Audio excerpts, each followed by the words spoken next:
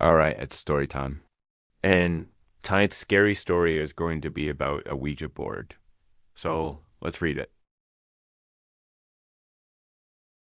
It was a stormy night in late October when Sarah, Jamie, and Ethan decided to gather at Sarah's dimly lit basement for their annual Halloween sleepover.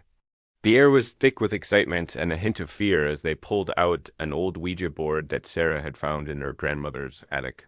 The wooden board was adorned with mysterious symbols, and the planchette, worn from years of use, beckoned them to uncover what lay beyond the veil. Are you sure about this? Jamie asked, glancing nervously at the flickering candlelight that cast eerie shadows on the walls. I heard stories about these things. Come on, where's your sense of adventure? Ethan replied with a grin. It's just a game. Besides, it's Halloween. They arranged themselves in a circle, the board resting on a small table between them. They placed their fingers lightly on the planchette, and with a shaky breath, Sarah began. Is there anyone here with us?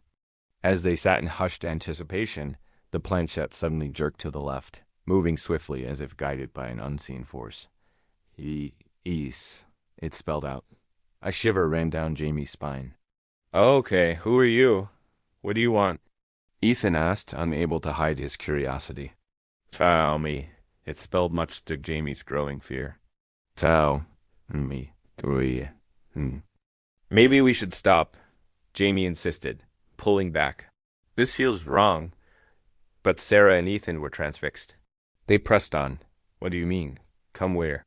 Sarah asked, her heart racing. But that's okay. The planchette moved hesitantly. Set Dio, des. Suddenly, the room plunged into darkness as the candle flickered violently before extinguishing. Panic washed over them. The basement, once filled with giggles and whispers, felt heavy with dread. A chill filled the air, and before they could react, a dark shadow began to loom in the corner of the room. Did you see that? Jamie squeaked, inching closer to Sarah. Ethan, turn the light back on, Sarah shouted, her voice trembling. Guys, I can't. Ethan started, but before he could finish, he froze, his face pale as he stared into the darkness. It's looking at us. Without warning, a loud crash echoed through the room.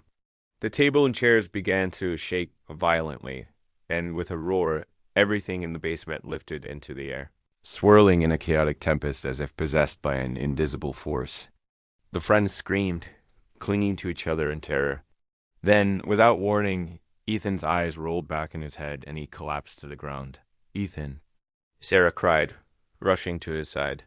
But instead of her friend, she was met with a voice, a guttural, hollow voice that echoed in the darkness. Leave now, or become me, it snarled.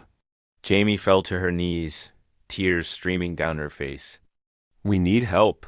We need a priest or something, she yelled amidst the chaos. In the depths of despair, Sarah remembered her neighbor, Father Martin, the retired priest known in the community for his rumored ability to conduct exorcisms. With no time to waste, Jamie darted upstairs, frantically ringing the doorbell, praying he would answer.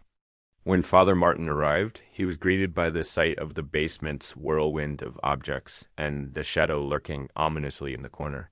He rushed forward, eyes narrowing as he spoke, his voice steady and commanding. In the name of God, I command you to leave this place. The shadow writhed violently, and Ethan's body jerked as if it were being pulled between two worlds. You cannot save him, it howled, a chorus of voices echoing together. Father Martin began to chant prayers in Latin, his voice rising above the discord. The room shook more violently, but he pressed on, focused and unwavering. As he sprinkled holy water through the air, the tempest objects slowed, and the shadow screamed, disintegrating into smoke and vapor. Finally, with a final shout, Father Martin raised his hand. Leave this boy. You have no power here. A piercing shriek filled the air, and with a blinding flash, everything stopped. A heavy silence fell over the room. Ethan lay still on the floor, pale and breathing heavily as the candles flickered back to life, illuminating the space once more. What happened? Ethan mumbled, blinking up at Sarah and Jamie, confusion etched across his face. You're back, Jamie exclaimed, tears of relief streaming down her cheeks as she pulled him into a tight embrace. Father Martin smiled softly, though his eyes held a seriousness. Just remember, there are some things better left alone. Stay away from Ouija boards. He gave a nod and left the basement, leaving the three friends with a story they would never forget. As they sat in the light of the candles, their hearts began to calm. United by their survival, they knew they'd always share a bond that no dark shadow could ever break.